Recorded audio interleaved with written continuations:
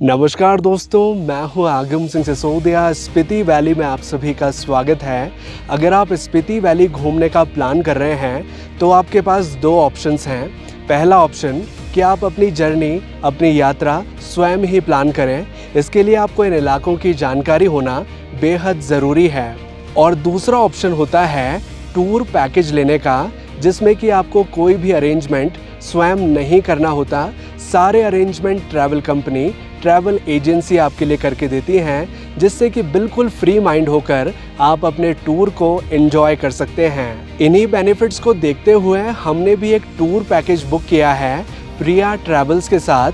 अब ये tour package हमें कितने का पड़ा, इसमें क्या क्या चीज़ें शामिल हैं, ये सारी जानकारी हम आपके साथ शेयर करेंगे। लेकिन इससे पहले आइए मिलकर एक्सप्लोर करते हैं स्पीति वैली।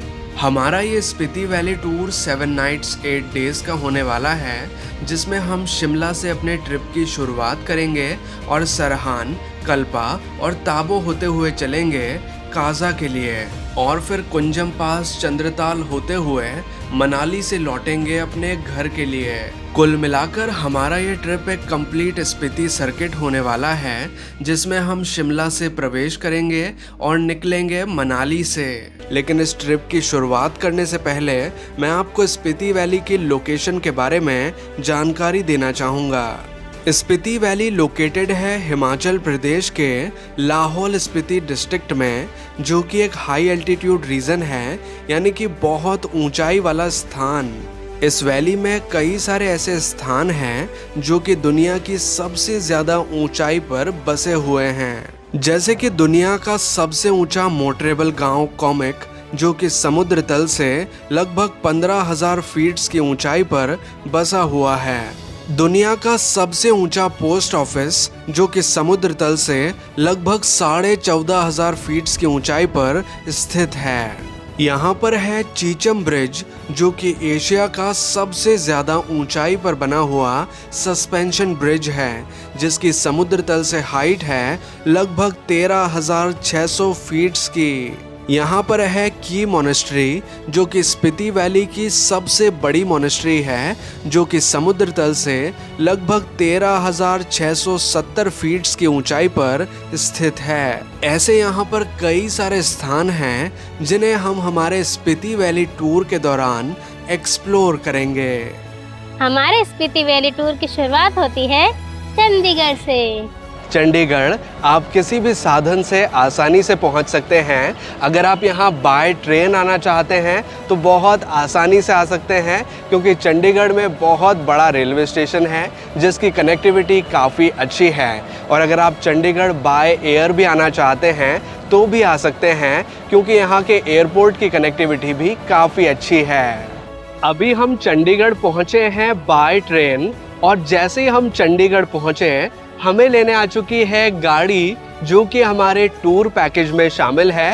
ये टूर पैकेज हमने बुक किया है प्रिया ट्रैवल्स के साथ। आज है हमारे स्पीति वैली टूर का पहला दिन, और सबसे पहले हम चल रहे हैं चंडीगढ़ से शिमला के लिए, जिसका डिस्टेंस है लगभग 111 किलोमीटर्स का, जिसे पार करने में लगभग 3 से 3.5 घंटे का समय लगता है।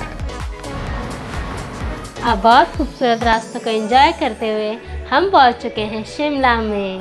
हिमाचल प्रदेश की राजधानी शिमला भारत का एक लोकप्रिय हिल स्टेशन है, क्योंकि यहाँ की खूबसूरती ही कुछ ऐसी है जो कि मन को मोह लेती है। शिमला की सुंदरता से आकर्षित होकर पर्यटक काफी संख्या में यहाँ आते हैं। पहाड़ों की रानी, पहाड़ों का दिल जैसे नामों से प्रसिद्ध शिमला की हसीन वादियाँ पर्यटकों के आकर्षण का केंद्र है। शिमला में जिस होटल में हम रुकने वाले हैं, मैं आपको इसका रूम टूर कराना चाहूँगी। ये है हमारा होटल रूम, जो कि काफ़ी अच्छा है, और इसमें साफ सफाई का भी काफ़ी अच्छे से ध्यान रखा गया है। शिमला में कई सारे टूरिस्ट प्लेसेस हैं जो कि देखने लायक हैं। अगर आप चाहें तो इन्हें घूम सकते हैं, लेकिन इनके लिए आपको अपने टूर में कम से कम 2 दिन और बढ़ाने होंगे।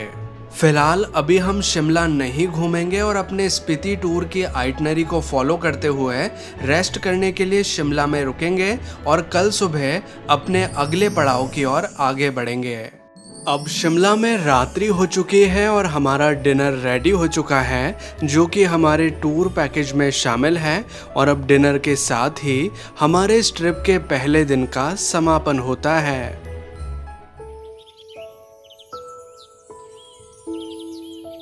आज है हमारे स्पीति वैली टूर का दूसरा दिन।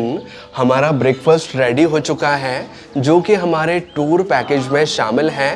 ब्रेकफास्ट में काफ़ी सारी वैरायटी के फूड आइटम्स हैं जिन्हें यहाँ पर सर्व किया जाता है।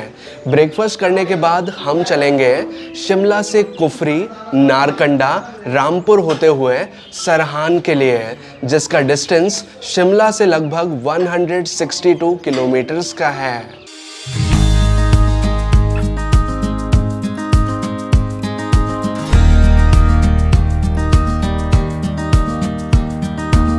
शिमला से लगभग 16 किलोमीटर दूर अब आ चुका है कुफरी, जो कि एक लोकप्रिय हिल स्टेशन है जो कि पर्यटकों के बीच बहुत ज़्यादा मशहूर है। यहीं से शुरुआत होती है एप्पल गार्डन्स की, यानी कि सेब के बागानों की, जो कि देखने में बहुत सुंदर लगते हैं। और यहीं से कई सारे एप्पल्स देश विदेश में एक्सपोर्ट होते हैं।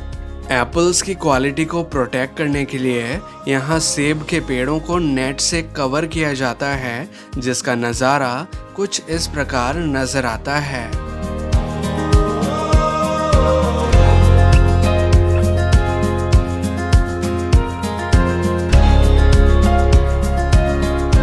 कुफरी से लगभग 48 किलोमीटर्स की दूरी पर अब आ चुका है नारकंडा, जो कि एक हिल स्टेशन है जहां कई सारे पर्यटक घूमने के लिए आते हैं, क्योंकि सर्दियों के दौरान यहां अच्छी खासी बर्फ गिरती है।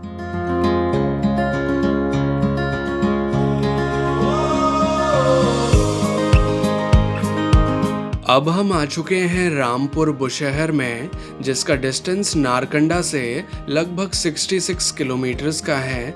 ये एक बड़ा टाउन है जो कि सतलुज नदी के किनारे बसा हुआ है। ये सभी स्थान हमारे स्पीति टूर के रूट पर पड़ते हैं, इस वजह से इन्हें देखते हुए अब हम आगे बढ़ रहे हैं सरहान के लिए, जिसका डिस्टेंस रामपुर से लगभग 34 किलोमीटर्स का है।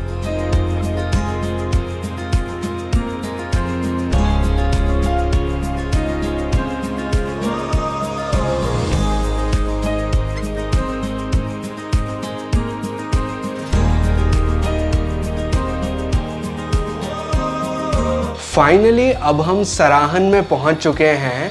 यहाँ तक पहुंचने का रास्ता बहुत ही रोमांचक और खूबसूरत था, लेकिन यहाँ तक पहुँचते पहुँचते हमें शाम हो चुकी है और यहाँ पर अंधेरा भी हो चुका है।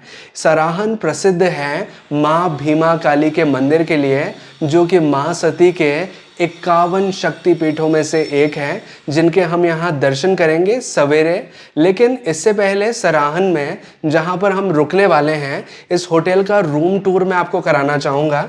ये है हमारा होटल रूम, जिसे मैं आपको अंदर से दिखाना चाहूँगा। ये होटल रूम काफ़ी अच्छा है, लग्जीरियस रूम है।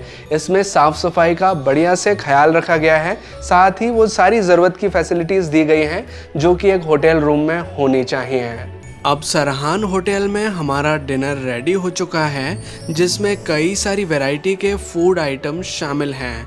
और अब डिनर के साथ ही हमारे इस ट्रिप के दूसरे दिन का समापन होता है।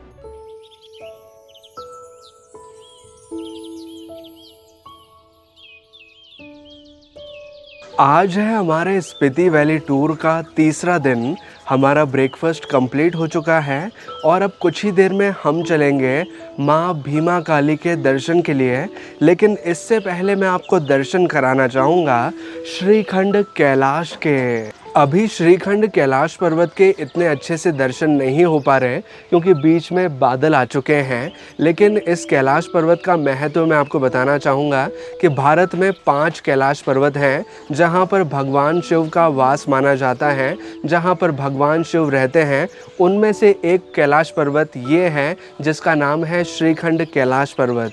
इस स्थान का एक और महत्व ये है कि यही वह स्थान है जहाँ पर भगवान गणेश जी ने भगवान शिव और माता पार्वती के चक्कर लगाए थे और यहीं पर कार्तिक स्वामी भगवान शिव से रुष्ट होकर यहाँ से चले गए थे। श्रीखंड कैलाश पर्वत तक जाया भी जा सकता है। यहाँ जाने के लिए ट्रैकिंग करनी होती है और ट्रैकिंग का रास्ता लगभग 27 किलोमीटर लंबा है।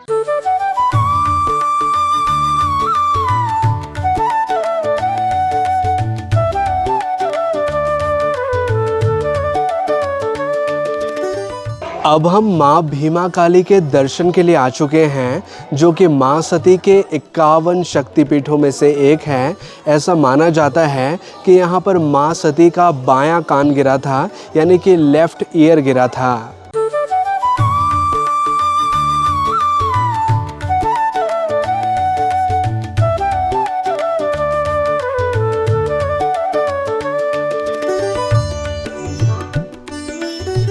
माँ भीमा काली का मंदिर बहुत प्राचीन है और लकड़ी का बना हुआ है।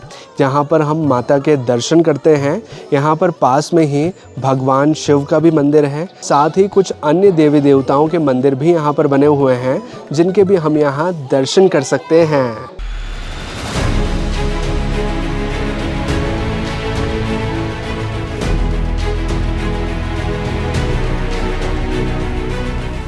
अब सरहान के खूबसूरत नज़ारों को एंजॉय करते हुए हम चल रहे हैं कल्पा के लिए, जो कि हमारा अगला पड़ाव होने वाला है।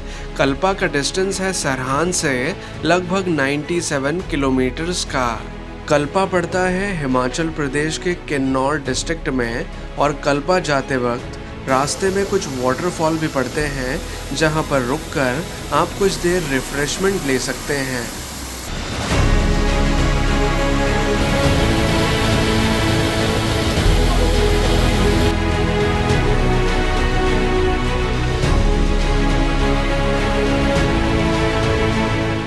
अब कल्पा के लिए आगे बढ़ते हुए हम एक बहुत खूबसूरत स्थान पर रुके हैं, जहां पर नज़र आती है ये प्राकृतिक टनल। ये टनल तब आती है जब हम किन्नौर डिस्ट्रिक्ट के लिए प्रवेश करते हैं और थोड़ा सा ही डिस्टेंस जब हम पार करते हैं तो हमें नज़र आती है ये बेहद खूबसूरत टनल, जहां पर आप देखेंगे तो कई सारे पर्यटक यहाँ पर फ़ोटोज़ वीडियोज़ क्लिक कराते हुए नज़र आते हैं। वैसे आपकी जानकारी के लिए बताना चाहूँगा, ये कल्पा जाने वाले मार्ग पर ही पड़ती है, तो हमें इसी टनल को क्रॉस करके आगे की ओर बढ़ना होता है।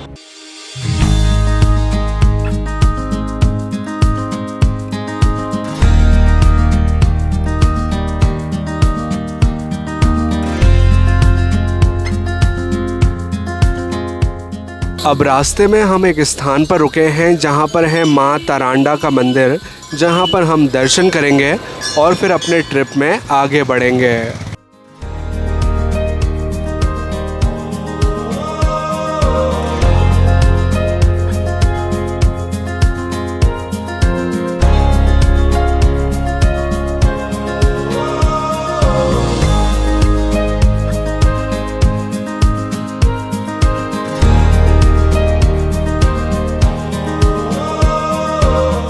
अब इस ट्रिप के दौरान हम पहुंच चुके हैं करचम में, जहां से सांगला और चिटकुल के लिए रास्ता फटता है। यहां अभी आप हमारे पीछे एक बोर्ड देख पा रहे होंगे, जिस पे मेंशन किया गया है कि सांगला यहां से 18 किलोमीटर की दूरी पर है और चिटकुल यहां से 42 किलोमीटर्स की दूरी पर है।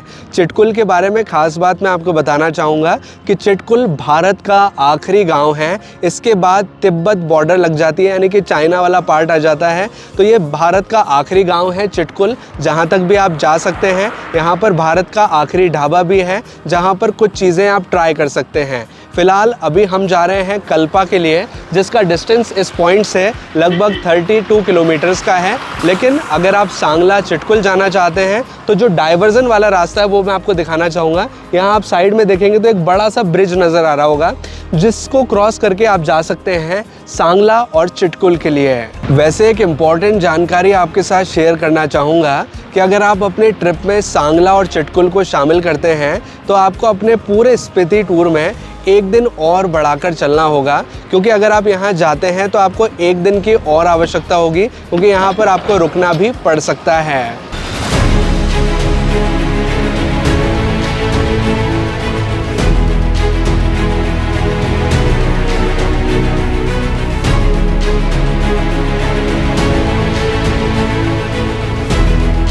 फाइनली अब हम पहुंच चुके हैं कल्पा में, जो कि हिमाचल प्रदेश के किन्नौर डिस्ट्रिक्ट का एक गांव है। और वाकई में ये गांव बहुत खूबसूरत है। जैसा कि आप हमारे पीछे देख पाएंगे, ये है कल्पा की बसावट और इसके पीछे आपको नज़र आएंगे स्नो कैप्ड माउंटेन्स, यानी कि बर्फ़ से ढके हुए पहाड़, जिनका नज़ारा बहुत ही खूबसूरत नज़र आता है।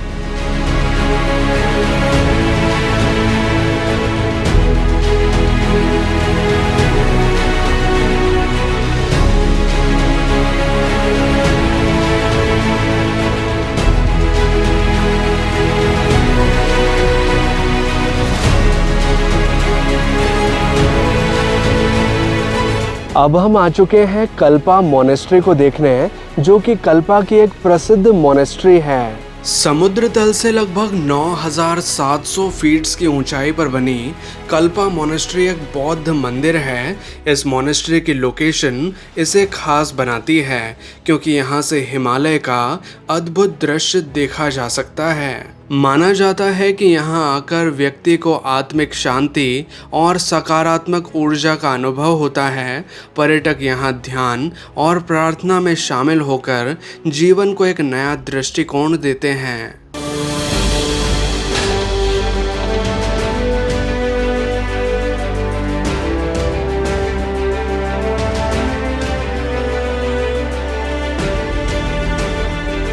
अब कल्पा मोनेस्ट्री से हम थोड़ा पीछे की ओर आ चुके हैं।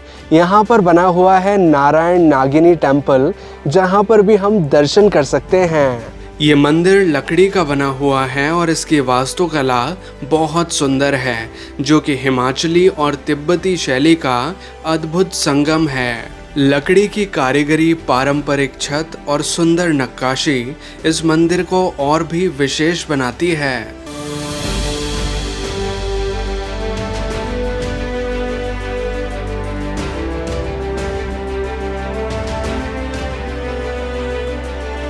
कल्पा में अब मैं आपको दर्शन कराना चाहूँगा किन्नर कैलाश के, जहाँ पर भगवान शिव का निवास स्थान है। भगवान शिव के 5 कैलाश पर्वत हैं, जहाँ पर उनका निवास स्थान माना जाता है, जिनमें से एक किन्नर कैलाश है, जिनके दर्शन हम यहाँ से कर सकते हैं। इस स्थान के बारे में एक और इम्पॉर्टेंट बात है कि इसी स्थान पर माँ पार्वती ने भगवान शिव की तपस्या की थी। किन्नर कैलाश तक जाया भी जा सकता है। ट्रैकिंग डिस्टेंस है लगभग 16 किलोमीटर्स का, और जब हम ऊपर पहुंचते हैं तो हमें दर्शन होते हैं भगवान शिव के 79 फीट्स के शिवलिंग के, जिसे हम अगर दूर से देखें तो ये एक उंगली नुमा आकृति में नजर आता है।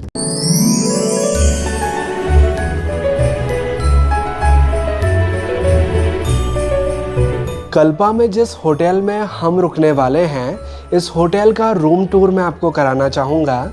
ये है हमारा होटल रूम। जिसे आप देख पाएंगे, ये होटल काफ़ी डिसेंट है और नीट एंड क्लीन है। कल्पा एक गांव है, यहाँ पर 5 स्टार होटल की फैसिलिटीज़ का तो हम एक्सपेक्टेशन नहीं रख सकते, लेकिन जिस प्रकार का रूम हमें यहाँ प्रोवाइड किया गया है, ये काफ़ी अच्छा है।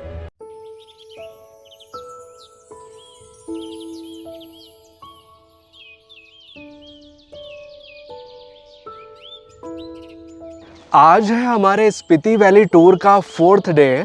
हमारा ब्रेकफास्ट कंप्लीट हो चुका है और अब हम आए हैं सुसाइड पॉइंट को देखने, जो कि वाकई में एक बहुत ही अच्छा पॉइंट है। इस पॉइंट का नाम सुसाइड पॉइंट ज़रूर है, लेकिन ये एक टूरिस्ट पॉइंट है, एक टूरिस्ट अट्रैक्शन है कल्पा का, जहाँ से अगर आप नीचे की ओर देखेंगे तो आपको बहुत ही गहरी खाई नज़र आएगी। और ये खाई इतनी ज़्यादा गहरी है कि अगर एक्चुअल में कोई यहाँ से कूदे तो वो ज़िंदा नहीं रह पाएगा। इस वजह से शायद इस पॉइंट का नाम सुसाइड पॉइंट रखा गया है, लेकिन एक्चुअल जो पॉइंट का नाम है वो है रोला क्लिफ। ये जो एक्चुअल पॉइंट है, यहाँ पर बोर्ड लगा हुआ है रोला क्लिफ। सुसाइड पॉइंट तो लोगों ने इसे नाम दिया है, लेकिन इसका नाम है रोला क्लिफ, जिसकी समुद्र तल से ऊंचाई है 2960 मीटर्स की, यानी कि बहुत ऊंचा स्थान है। और जब आप यहाँ से नीचे देखेंगे तो आपको बहुत गहरी खाई नज़र आएगी। वाकई में ये बहुत अच्छा पॉइंट है। स्पीति टूर के दौरान आपको यहाँ ज़रूर आना चाहिए।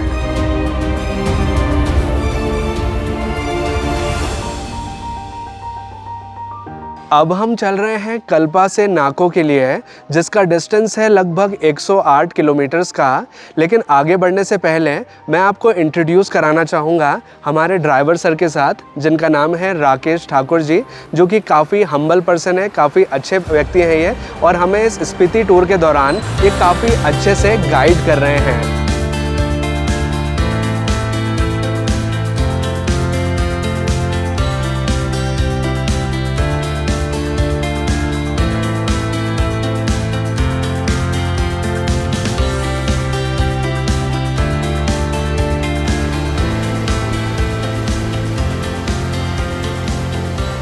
नाको जाते वक्त अभी हम रास्ते में रुके हैं, जहां पर एक काफ़ी सुंदर सा वाटरफॉल नज़र आया है, जिसका नाम है कसंग नाला।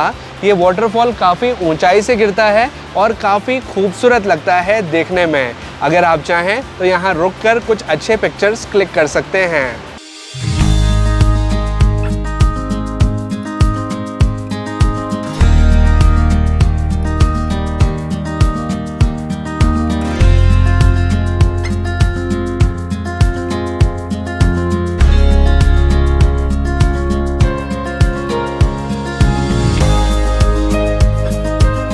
नाको जाने वाले रास्ते में अब हम एक स्थान पर रुके हैं, जिसका नाम है खाब। ये स्थान प्रसिद्ध है संगम के लिए, क्योंकि यहाँ पर दो नदियों का संगम होता है। एक नदी आती है काजा से और एक नदी आती है चाइना बॉर्डर से, और दोनों नदियाँ यहाँ पर आकर मिलती हैं। आप विजिबल डिफरेंस भी देख पाएंगे कि एक नदी का कलर थोड़ा ग्रीनिश कलर का है और एक नदी थोड़ी ब्राउनिश कलर की है, और दोनों नदियाँ यहाँ पर आकर मिलती हैं।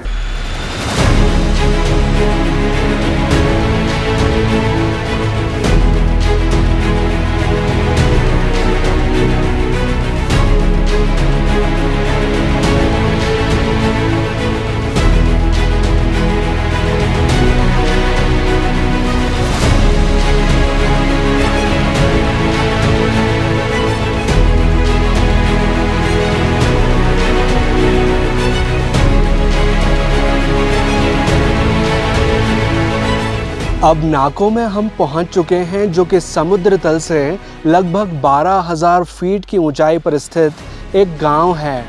नाको में देखने लायक है नाको मोनेस्ट्री और नाको लेक, जो कि काफ़ी ज़्यादा ऊंचाई पर स्थित हैं। अब नाको मोनेस्ट्री के अंदर हम चल रहे हैं। ये मोनेस्ट्री बहुत प्राचीन है, जिसकी स्थापना 11वीं शताब्दी में की गई थी। हिमालय की गोद में स्थित ये मोनेस्ट्री अपने भित्ति चित्रों और ग्रंथों के लिए जानी जाती है। ये मोनेस्ट्री बौद्ध संस्कृति और आध्यात्म का एक प्रमुख केंद्र है।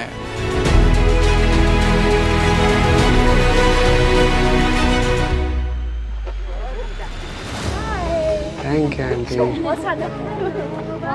हेलो। जुले जुले। अभी हम चल रहे हैं नाको मोनेस्ट्री से नाको लेक के लिए, जिसके लिए हमें थोड़ा सा नाको विलेज से होते हुए थोड़ा पीछे की ओर जाना होता है। और मैं आपको अंदर से दिखाना चाहूँगा ये नाको विलेज अंदर से कैसा है। यहाँ पर पत्थर और मिट्टी के घर बने हुए हैं, और कई जगह लकड़ी का इस्तेमाल किया गया है रूफ़ को बनाने के लिए, यानी कि जो छत होती है उसमें इस तरह की लकड़ी का इस्तेमाल किया गया है। और जो नीचे का बेस एरिया है वो आप देखेंगे तो पत्थर और मिट्टी का इस्तेमाल करके बनाया गया है। Hello hello.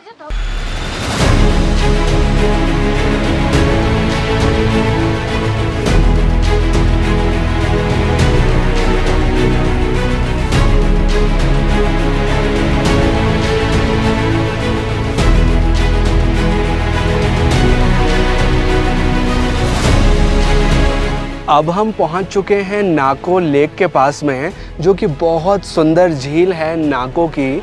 इस झील की सबसे बड़ी विशेषता ये है कि ये बहुत ज़्यादा हाइट पर बनी हुई है।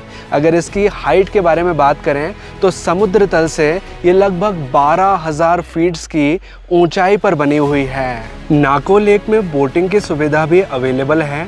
अगर आप चाहें तो यहाँ पर बोटिंग भी कर सकते हैं। नाको एक बहुत ही सुंदर गांव है, जहां से बहुत ही खूबसूरत नज़ारे देखे जा सकते हैं। लेकिन यहाँ पर जब हम आते हैं तो एक छोटी सी चीज़ है जो कि मैंने अनुभव की, मैं अपना अनुभव आपके साथ शेयर करना चाहूँगा कि यहाँ पर आकर आपको हल्का फुल्का हेडेक फील हो सकता है और जब आप चलेंगे फिरेंगे तो थोड़ी बहुत आपकी सांस भर सकती है। ऐसा इस वजह से क्योंकि इस गांव का एलिवेशन काफ़ी ज़्यादा है, यहाँ पर थोड़ी बहुत ऑक्सीजन की कमी होने लगती है और साथ ही ठंडाई बहुत ज़्यादा पड़ती है। तो जब आप नीचे से ऊपर की ओर आते हैं तो ऐसा हो सकता है कि यहाँ पर आपको थोड़ा सा सर दर्द हो और थोड़ी सी सांस लेने में तकलीफ़ हो। वैसे ज़्यादा प्रॉब्लम नहीं होती, लेकिन थोड़ा अगर आप भागेंगे दौड़ेंगे तो उस दौरान ऐसा आपको अनुभव हो सकता है। नाको गांव की शुरुआत में ही एक छोटा सा मार्केट एरिया है जहां पर कुछ दुकानें हैं, जहां पर ज़रूरत की कुछ चीज़ें और फूड आइटम्स अवेलेबल होते हैं। अगर आप चाहें तो कुछ चीज़ें यहां से ट्राई कर सकते हैं।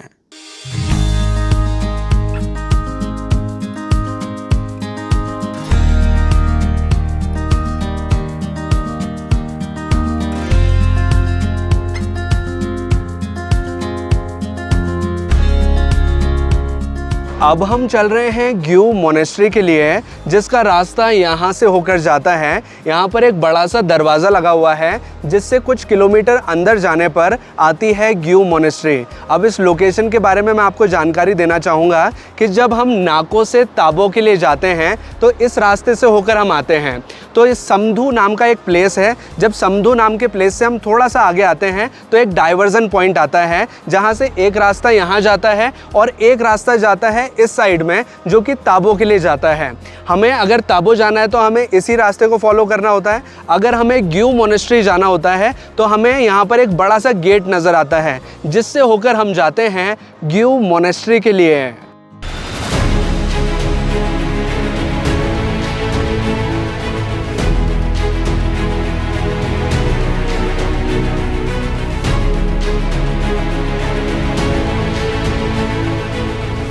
अब हम पहुंच चुके हैं ग्यू मोनेस्ट्री के पास में, जो कि एक बहुत पुरानी मोनेस्ट्री है। और इस मोनेस्ट्री को जब आप बाहर से देखेंगे तो वाकई में बहुत ही खूबसूरत ये नज़र आती है। इसका जो आर्किटेक्चर है, इसका जो कलरिंग है, वाकई में देखने में बहुत अच्छा लगता है। वैसे एक इम्पॉर्टेंट बात बताना चाहूँगा इस मोनेस्ट्री के बारे में कि ये मोनेस्ट्री इसलिए फेमस है क्योंकि यहाँ पर है लगभग 500 साल पुरानी मम्मी।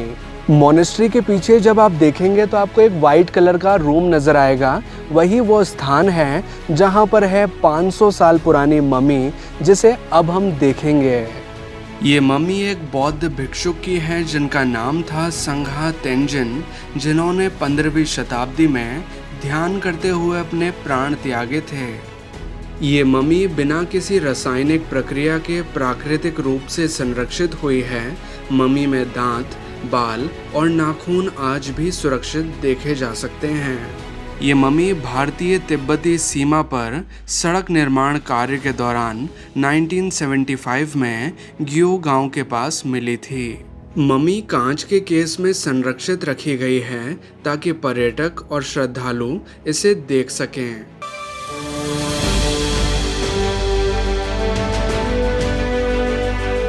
अब मोनेस्ट्री के अंदर हम आ चुके हैं। यहाँ पर गुरु पद्मसंभव की प्रतिमा है जिनके हम यहाँ दर्शन कर सकते हैं।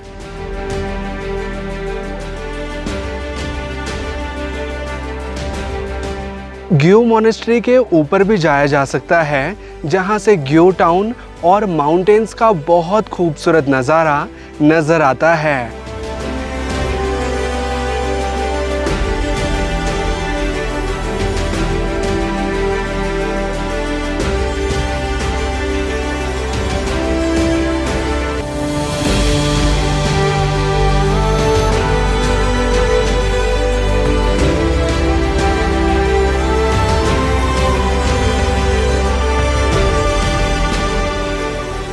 अब ताबो में हम पहुंच चुके हैं। यहाँ पहुँचते पहुँचते हमें रात्रि हो चुकी है और अब जिस होटल में हम रुकने वाले हैं, इस होटल का रूम मैं आपको दिखाना चाहूँगा। ये है हमारा होटल रूम, जिसे आप देख पाएंगे ये काफ़ी नीट एंड क्लीन है। इसमें सारी सुविधाओं का अरेंजमेंट अच्छे से किया गया है। ताबो एक गाँव है, यहाँ पर इस तरह की सुविधाएँ मिलना एक काफ़ी बड़ी बात है। ताबो में अब हमारा डिनर रेडी हो चुका है, जिसे यहाँ पर ट्रेडिशनल अंदाज में परोसा गया है। और अब डिनर के साथ ही हमारे इस ट्रिप के 4th डे का समापन होता है।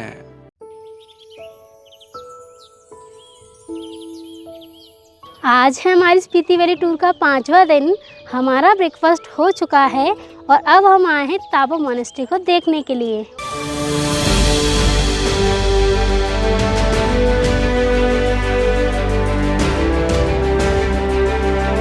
ताबो मोनेस्ट्री के बारे में मैं आपको एक इम्पॉर्टेंट जानकारी देना चाहूँगी कि ताबो मोनेस्ट्री स्पीति वैली की सबसे पुरानी मोनेस्ट्री है, जो कि लगभग 1000 साल पुरानी है। ताबो में 2 मोनेस्ट्रीज हैं। एक जो अभी आप हमारे पीछे देख रहे हैं, ये है नई मोनेस्ट्री, और एक है यहाँ पर पुरानी मोनेस्ट्री। तो सबसे पहले हम चल रहे हैं नई मोनेस्ट्री को देखने के लिए।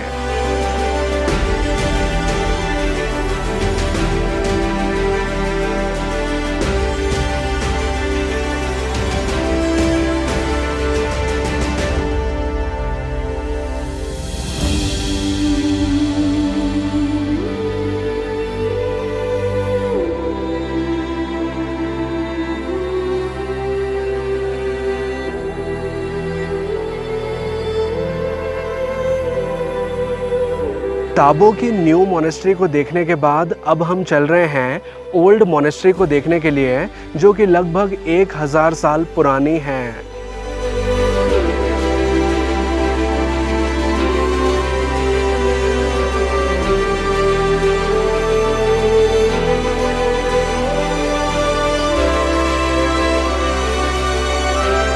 अब हम ताबो की पुरानी मोनेस्ट्री के पास पहुंच चुके हैं, जो कि 1996 में बनाई गई थी।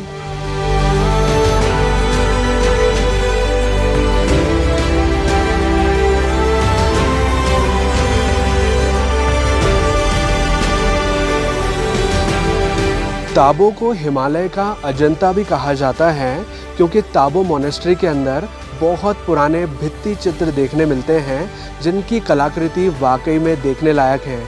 इनकी तुलना अजंता केव से की गई है, इस वजह से इन्हें हिमालय का अजंता भी कहा जाता है। ताबो की पुरानी मोनेस्ट्री के अंदर फ़ोटोज़ और वीडियोस लेना अलाउड नहीं है, इस वजह से हम आपको अंदर का तो नहीं दिखा पाएंगे, लेकिन अंदर जो चीज़ें हैं वो मैं आपको बताना चाहूँगा। अंदर बहुत पुरानी पेंटिंग्स हैं और पुरानी मूर्तियाँ हैं, जिन्हें आप अंदर जाकर देख सकते हैं। अंदर जाने पर मैं अपना अनुभव आपको शेयर करूँ कि अंदर जाने पर बहुत सुकून और शांति का अनुभव होता है। ऐसा लगता है बिल्कुल दिमाग रिलैक्स हो गया है, पूरी तरह शांत हो गया है, और अंदर बहुत सुंदर पेंटिंग्स और मूर्तियाँ देखने मिलती हैं। ताबो मोनेस्ट्री में कुछ इस तरह की बड़ी सी बेल भी लगी हुई है, जिसे भी आप यहाँ रोटेट कर सकते हैं। ये भी प्रार्थना करने का एक तरीका है। ताबो मोनेस्ट्री के जब आप साइड में आएंगे तो आप यहाँ पर देखेंगे कि यहाँ पर कई सारे मिट्टी के स्तूप बने हुए हैं, जिनको देखकर काफ़ी अच्छा लगता है, और यहाँ पर आकर आप काफ़ी अच्छे पिक्चर्स भी क्लिक कर सकते हैं।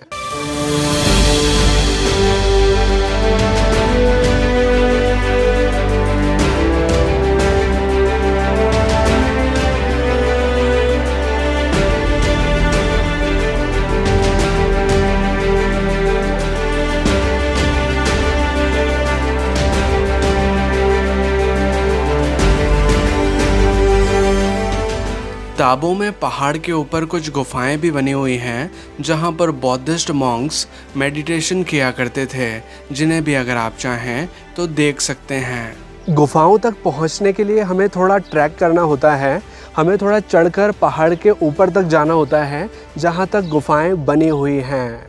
अब ताबो को एक्सप्लोर करने के बाद हम चल रहे हैं ढंकर मोनेस्ट्री के लिए, जिसका डिस्टेंस ताबो से लगभग 30 किलोमीटर्स का है।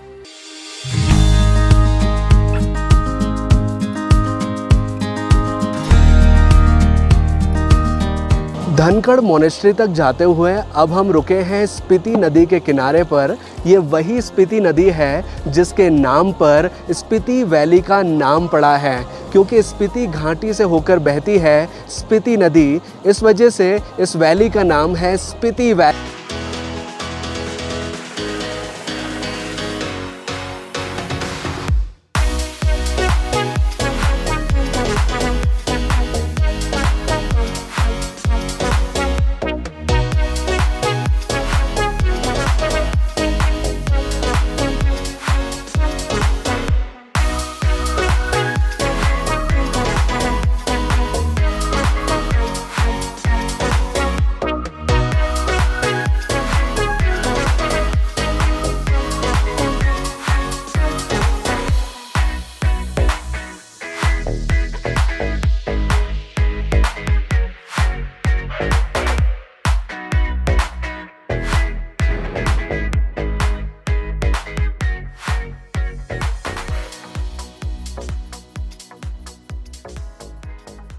धनकड़ गोम्पा के नाम से भी जाना जाता है। इसका डिस्टेंस काजा से लगभग 34 किलोमीटर्स का है। ये मोनेस्ट्री एक छोटे गांव में स्थित है जिसका नाम है धनकड़ विलेज। धनकड़ मोनेस्ट्री एक टीले पर बनी हुई है जिसे की मोनेस्ट्री की तरह एक किले नुमा स्ट्रक्चर के रूप में बनाया गया है।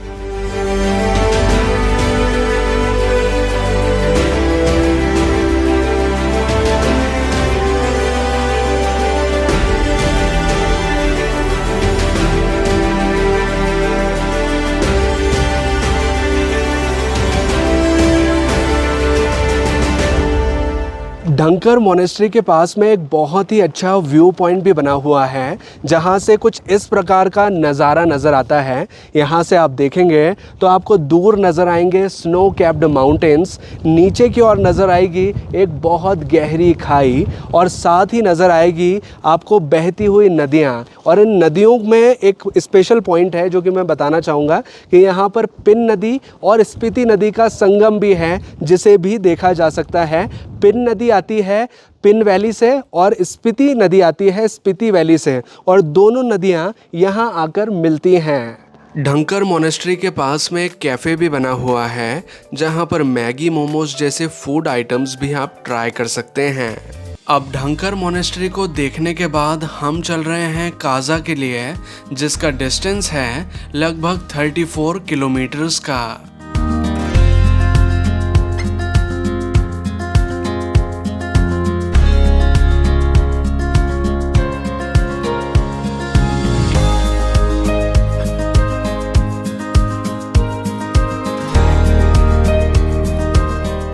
अब हम पहुंच चुके हैं काजा में और जिस होटल में हम रुकने वाले हैं आइए मैं आपको इसका रूम टूर कराना चाहूँगी। ये है हमारा होटल रूम जो कि काफ़ी अच्छा है और काफ़ी साफ़ सुथरा है। साथ ही इसमें वो सारी चीज़ें प्रोवाइड की गई हैं जो कि एक होटल रूम में होनी चाहिए। हमारे इस होटल रूम का वॉशरूम एरिया भी मैं आपको दिखाना चाहूँगा। ये भी काफ़ी नीट एंड क्लीन है। इसमें भी साफ़ सफाई का बहुत अच्छे से ख्याल रखा गया है। काजा में अब हमारा डिनर रेडी हो चुका है जिसमें कई सारी वैरायटी के फूड आइटम्स हैं और अब डिनर के साथ ही हमारे स्पीति टूर के 5वें दिन का समापन होता है। आज है हमारे स्पीति टूर का 6th डे और सबसे पहले हम चल रहे हैं की मोनेस्ट्री को एक्सप्लोर करने।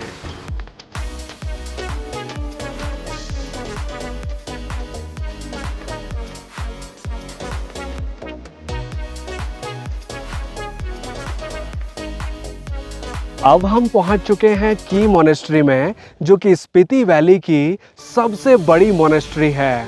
की मोनेस्ट्री की विलेज में स्थित है और इसका काजा से डिस्टेंस लगभग 14 किलोमीटर्स का है। की मोनेस्ट्री जिसे की गोम्पा के नाम से भी जाना जाता है, इसकी समुद्र तल से ऊंचाई है 13,668 फीट्स की।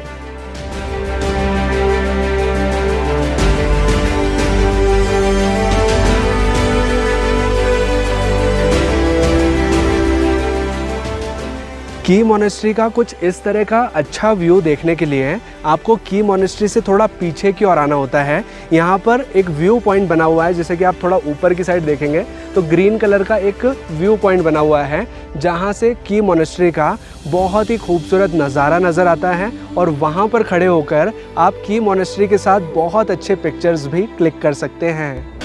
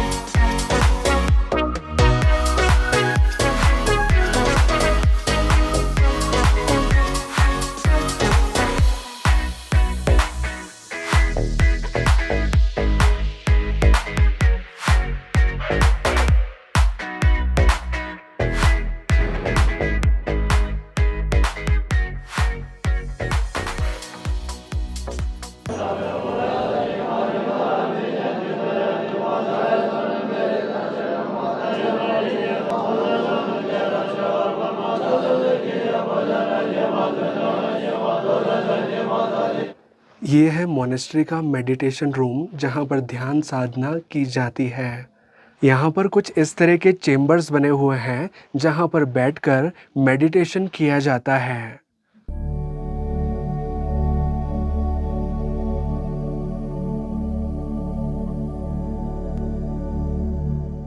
ये है मोनेस्ट्री का किचन एरिया जहाँ पर भोजन पकाया जाता है और टूरिस्ट को निशुल्क हर्बल टी पिलाई जाती है।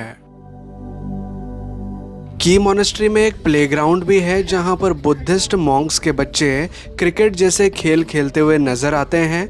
यहाँ पर एक कैफ़े है और साथ ही एक बोर्ड पर की मोनेस्ट्री की हिस्ट्री मेंशन की गई है जिसे आप यहाँ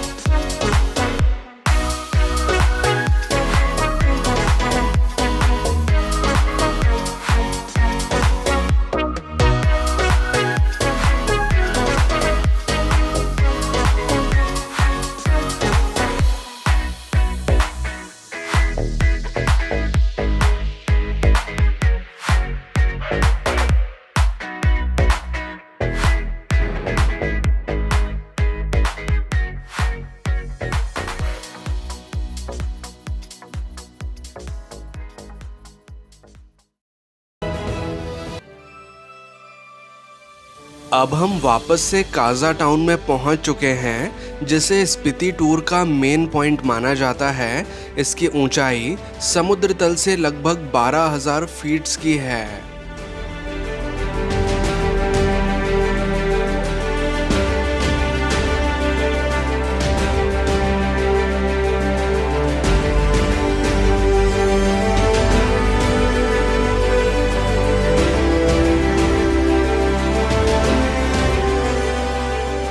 अब हम आ चुके हैं काजा मोनेस्ट्री को देखने जो कि काजा टाउन में ही स्थित है और ये काफ़ी खूबसूरत मोनेस्ट्री है जैसे कि आप हमारे पीछे भी देख पाएंगे।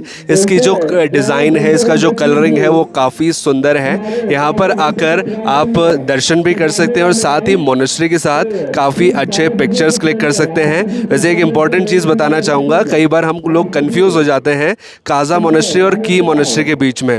की मोनेस्ट्री अलग है और काजा मोनेस्ट्री अलग है। ये काजा मोनेस्ट्री काजा टाउन में ही स्थित है।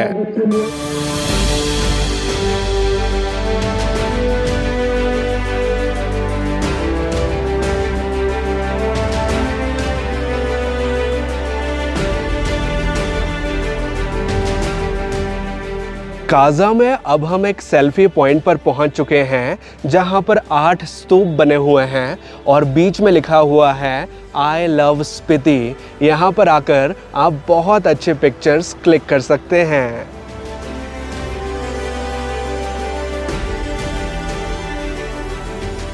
अब हम आ चुके हैं दुनिया के सबसे ज़्यादा ऊंचाई पर बने हुए पेट्रोल पंप के पास में, जो कि है इंडियन ऑयल का पेट्रोल पंप काजा में। ये पेट्रोल पंप समुद्र तल से लगभग 12,200 फीट्स की ऊंचाई पर स्थित है।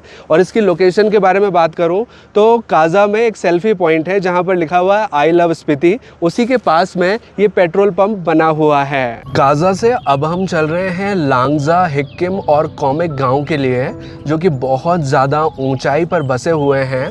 और इन तीनों गांवों का रास्ता एक ही है, यानी कि एक ही रूट पर ये तीनों गांव आते हैं। इन गांवों तक जाने का रास्ता काफ़ी खूबसूरत और एडवेंचरस है। अगर आप एक साइड में देखेंगे तो आपको गहरी खाई नज़र आएगी और बहुत ही खूबसूरत से लैंडस्केप्स नज़र आएंगे। झूले सर, झूले झूले। अब हम पहुंच चुके हैं लांगजा में, जिसकी ऊंचाई समुद्र तल से लगभग 14,500 फीट की है।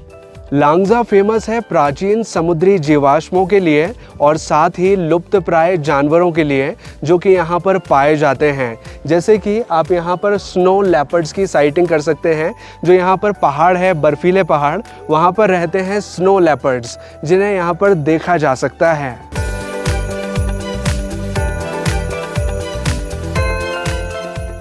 लांगजा में एक बुद्धा स्टैचू भी है, जिसे आपने कई सारे फोटोज़ और वीडियोस में देखा होगा।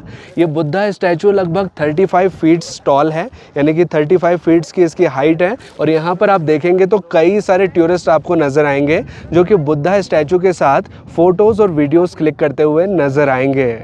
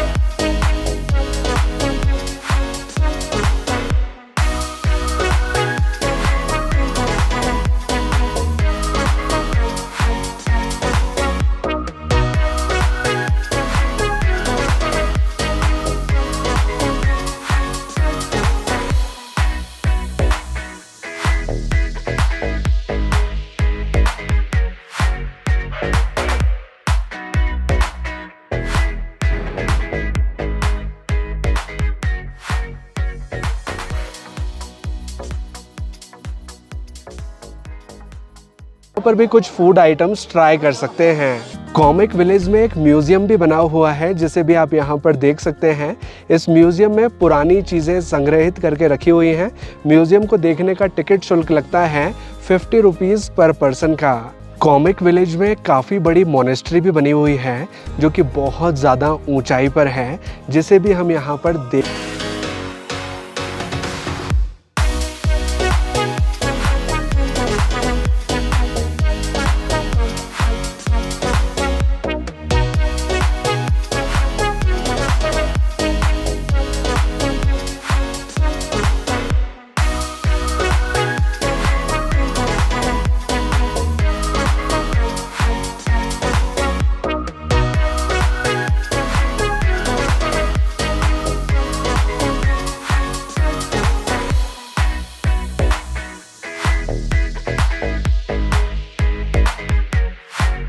भी यहाँ पर मेंशन किए गए हैं, जैसे कि पोस्ट कार्ड 40 का है, स्पीड पोस्ट 130 का है, और अलग अलग डिज़ाइंस के हिसाब से, अलग अलग फोटोग्राफ्स के हिसाब से यहाँ पर अवेलेबल होते हैं, जिन्हें आप यहाँ से परचेज़ कर सकते हैं और बाय पोस्ट अपने घर तक पहुँचा सकते हैं।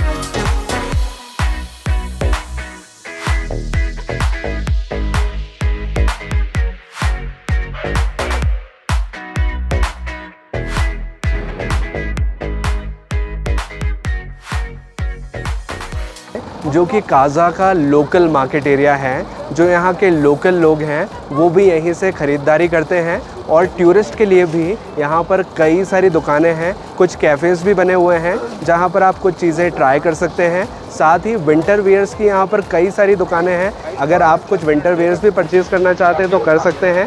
साथ ही यहाँ पर डेकोरेटिव आइटम्स की बहुत सारी दुकानें हैं, जो कि यहाँ के ट्रेडिशनल डेकोरेटिव आइटम्स होते हैं वो यहाँ पर मिलते हैं, जिन्हें भी अगर आप चाहें तो अपने घर ले जा सकते हैं।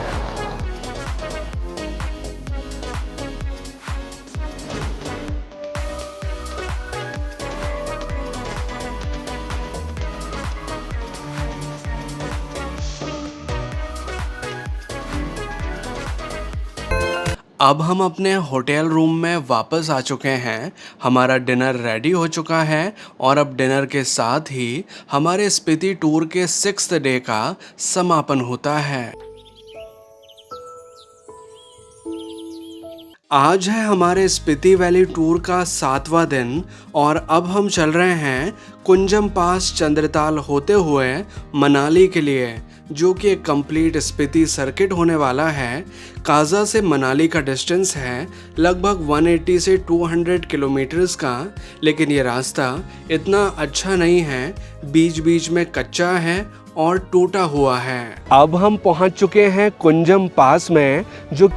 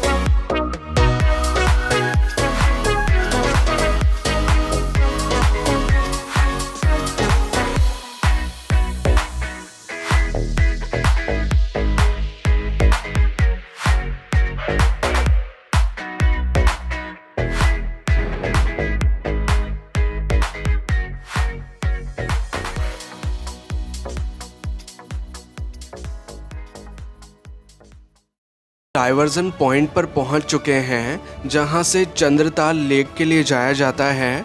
चंद्रताल झील जाने के लिए एक अलग रास्ता है, जिसका डिस्टेंस इस पॉइंट से लगभग 13 किलोमीटर्स का है।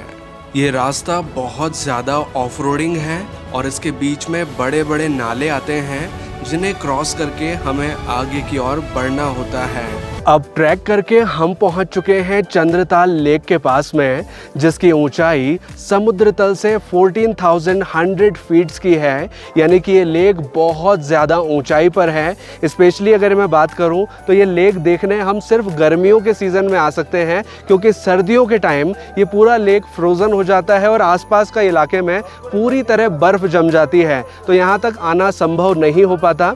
लेकिन अभी जिस महीने में हम आए हैं, ये महीना है जून का, जिस दौरान हम चंद्रताल लेक का ये खूबसूरत नज़ारा एंजॉय कर पा रहे हैं। चंद्रताल लेक अर्ध चंद्राकार शेप में बनी हुई है, इस वजह से इस झील का नाम चंद्रताल है।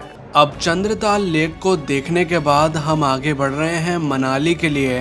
ये रास्ता ग्लेशियर्स से भरा हुआ है, चारों ओर सिर्फ बर्फ ही बर्फ नजर आ रही है। और अब बात करें कि स्पीति वैली टूर आपको कब प्लान करना चाहिए, बेस्ट सीज़न कौन सा रहेगा, तो समर सीज़न, जिसमें मई से लेकर सितंबर तक के महीने सबसे अच्छे माने जाते हैं स्पीति वैली टूर के लिए। वैसे स्पीति वैली टूर आप साल भर में कभी भी कर सकते हैं। अगर आप विंटर स्पीति भी करना चाहते हैं तो वो भी कर सकते हैं, जिसमें ठंड के मौसम में आपको चारों ओर यहाँ पर बर्फ़ ही बर्फ़ नज़र आती है। पर अगर आप विंटर स्पीति टूर करना चाहते हैं तो वो सिर्फ शिमला से किया जा सकता है। एक पर्सनल एडवाइस मैं आपको देना चाहूँगा कि स्पीति वैली टूर को बनाने से पहले आप वेदर चेक ज़रूर कर लें। अगर मौसम ख़राब है या फिर बारिश ज़्यादा होने वाली है, फॉर एग्ज़ाम्पल अगस्त या सितंबर महीने में अगर आप जाना चाह रहे हैं और बारिश ज़्यादा होने की संभावना है तो प्लीज़ ट्रिप को अवॉइड करें या फिर इसे पोस्टपोन कर दें, क्योंकि अगर आप जाते हैं तो आप कहीं ना कहीं फंस सकते हैं।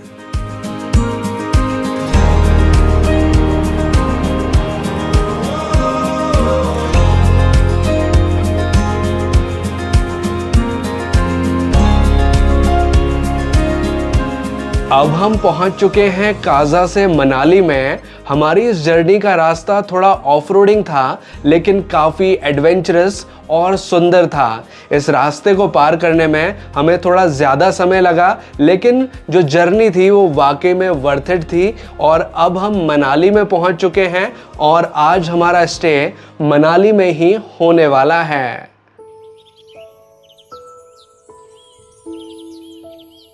आज है हमारा आखिरी दिन इस ट्रिप का। हमारा ब्रेकफास्ट कंप्लीट हो चुका है और अब हम चल रहे हैं मनाली से चंडीगढ़ के लिए, जहां से मिलेगी हमें ट्रेन अपने घर वापसी के लिए। तो चलिए अब मैं आपको जानकारी देता हूं कि हमारा ये स्पीति टूर पैकेज हमें कितने का पड़ा और इसमें क्या क्या चीज़ें शामिल थीं। ये टूर पैकेज हमने बुक किया था प्रिया ट्रैवल्स के साथ, जिसका ड्यूरेशन था 7 नाइट 8 डेज़ का, जिसमें कि हमने स्पीति वैली के सभी प्रमुख स्थानों को घूमा था। इस टूर पैकेज में हमें एक लग्जरी होटल में स्टे की फैसिलिटी मिली थी जहां पर हम रुके थे।